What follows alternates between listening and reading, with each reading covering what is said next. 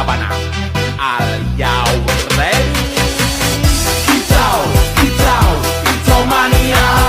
Kicau, kicau, kicau mania. Kicau, kicau. Tanggal 6 Agustus tahun 1945, kota Hiroshima dijatuhi bom atom oleh sekutu, dan pada tanggal 9 Agustus tahun 1945, giliran kota Nagasaki yang dijatuhi oleh bom atom oleh sekutu pula.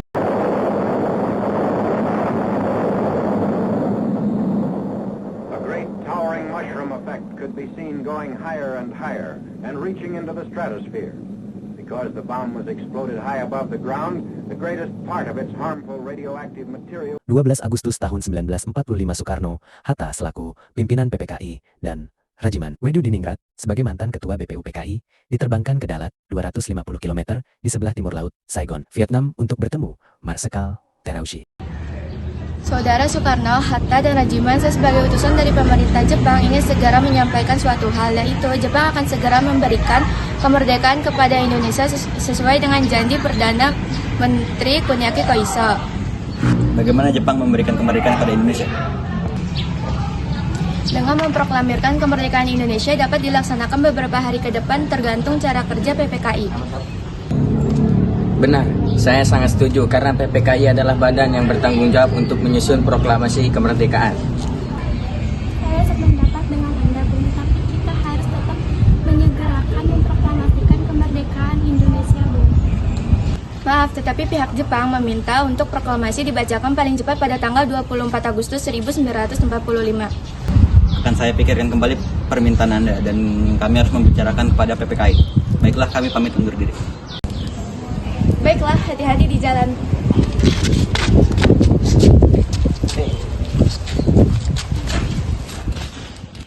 Berita tentang gencatan senjata yang dilakukan oleh Jepang ini disiarkan di radio Jepang dari Tokyo. Ternyata siaran tersebut tertangkap di Indonesia, dan Sultan Syahrir mendengarnya. Sudah mendengar berita tentang kekalahan Jepang? Belum, Bung. Benarkah itu? Apa yang terjadi dengan Jepang? Yang ku dengar, sekutu telah menjatuhkan bom ke kota Hiroshima dan Nagasaki. Oleh sebab itu, Jepang melakukan gencatan senjata. Kalau begitu, Jepang sudah tak ada wewenang lagi di negara kita. Kita harus memanfaatkan momen ini. Setelah mendengar berita kekalahan Jepang, Chairul Saleh segera merencanakan pertemuan dengan anggota golongan muda lainnya untuk membicarakan masalah proklamasi kemerdekaan. Pertemuan ini dilangsungkan di sebuah rumah di Jalan Cikini, nomor 71 Jakarta, pukul 20 WIB. Teman sekalian, sudahkah kalian mendengar berita tentang kekalahan Jepang? Belum, kawan. Dari mana engkau tahu tentang ini? Saya dan Sukarni berkumpul dengan Syahrir. Ia mendengar siaran radio Jepang tentang gunjatan senjata itu.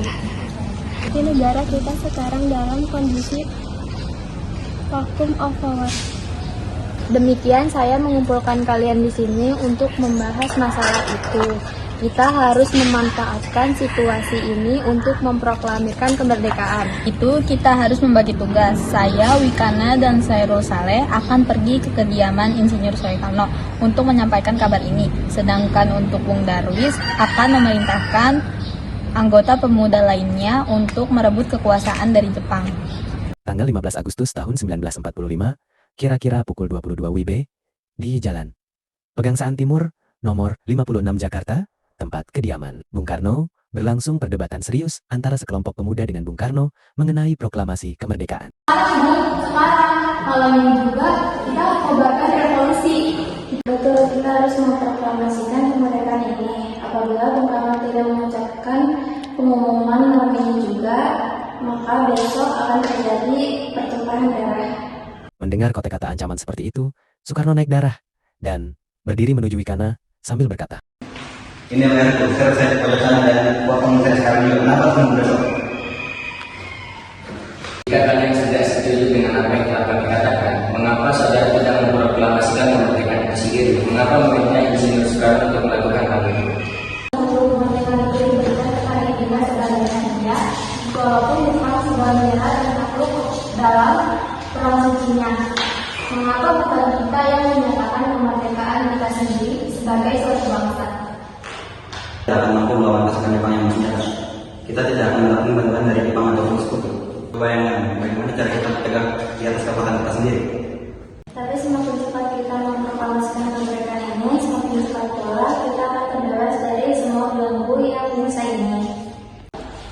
dekat, tapi kita perlu waktu untuk berunding sebentar.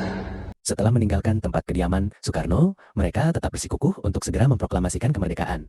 Mereka pun menyusun strategi bagaimana membujuk Soekarno dan Hatta untuk memproklamasikan kemerdekaan sesegera mungkin.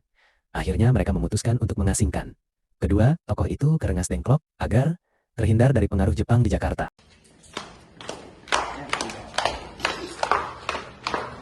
Sementara itu di Jakarta, Ahmad Subarjo sibuk mencari informasi kebenaran tentang kekalahan Jepang atas sekutu yang tiba-tiba dikagetkan dengan hilangnya Soekarno dan Hatta. Setelah sampai di Rengas Dengklok, Ahmad Subarjo segera melakukan perundingan dengan para golongan muda yang ada di sana. Setelah selesai perundingan di Rengas Dengklok, semua anggota, golongan tua maupun muda, kembali ke Jakarta untuk membahas lanjut rencana proklamasi kemerdekaan tanggal 17 Agustus tahun 1945.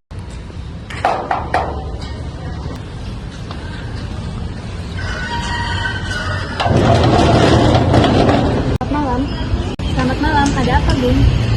Maaf, kami mengganggu waktu Anda malam-malam begini. Kami datang kemari untuk membicarakan rencana kemerdekaan yang akan dilaksanakan esok hari. Kalau begitu, Mas Separ, saya turut bahagia mendengar kabar ini. Saya akan berjanji untuk menjaga keselamatan kalian. Terima kasih, Pak. Ruangan mana yang bisa kami pakai? Kalian bisa menggunakan ruang makan dan serambi depan. Saya akan pergi istirahat dulu. Baiklah, Pak.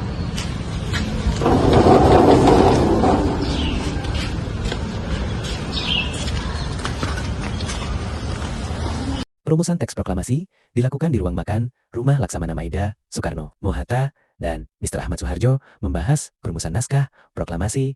Lalu muncullah beberapa perdebatan. Yang paling pertama dalam teks proklamasi adalah kami bangsa Indonesia dengan ini menyatakan kemerdekaan Indonesia. Sudah bagus. Itu bagus. Apalagi jika kita menambahkan kata-kata hal-hal yang mengenai perbedaan kekuasaan. Diselenggarakan dengan cara seksama dan dalam tempo yang sesingkat-singkatnya di kalimat kedua. Mengapa begitu, Bu? Karena menurut saya, kalimat pertama hanya mencerminkan kemauan bangsa Indonesia untuk menentukan nasib sendiri. Karena itu pernyataan terakhir sebaiknya berisi pemindahan kekuasaan itu kan. Pada tanggal 17 Agustus 1945, pukul 4 WIB dibacakanlah rumusan naskah proklamasi. Untuk yang pertama kalinya, di depan para hadirin yang berada di rumah Laksamana Maida yang langsung disetujui. Namun, ada beberapa pendapat dari para hadirin. Saya mengusul, bagaimana jika tempo diganti menjadi hari tempo? Dan saya juga mengusul, bagaimana jika Jakarta 17 tahun 5 diganti menjadi Jakarta hari 17 bulan 8 tahun 5? Kalau saya punya usul lagi, bagaimana jika kalimat wakil-wakil bangsa Indonesia diganti atas nama bangsa Indonesia? Semua usul lain bagus. Bagaimana dengan Hatta? Kalau saya setuju. Saya juga setuju. Tolong kawal dari teks proklamasi ini. Jaga dan baik. Baik, Bu, saya akan mengertinya.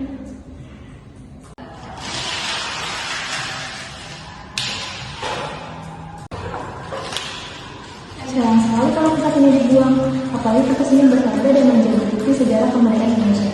Lebih baik aku simpan saja.